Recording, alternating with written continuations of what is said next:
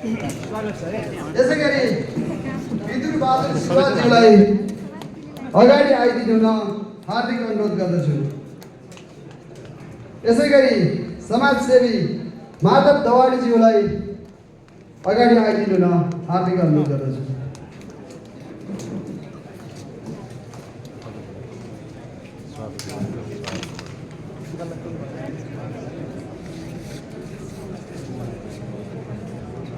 हाम्रो यस नीलो क्रान्तिलाई मन पराएर हामीलाई साथ दिन आउनुभएका हाम्रा साथीहरूलाई स्वागत गर्दै अब हामी पहिलो सत्रको कार्यक्रम करिब करिब अन्तिम चरणमा पुगेका छौँ। यस क्रम सम्बन्धमा जिल्लाको प्रथम ऐतिहासिक अधिवेशनमा निर्वाचनमा उम्मेदवारी गरेका साथीहरूलाई अझै पनि सहमति र सहकार्य गरेर अगाडि बढ्न हार्दिक अनुरोध गर्दछु। अझै पनि समय छ साथीहरू, हामी पदलाई भन्दा कामलाई विश्वास गरौँ।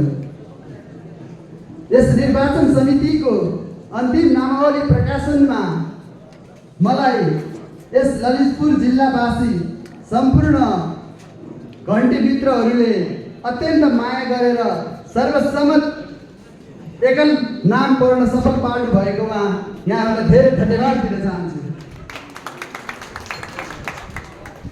यति भन्दै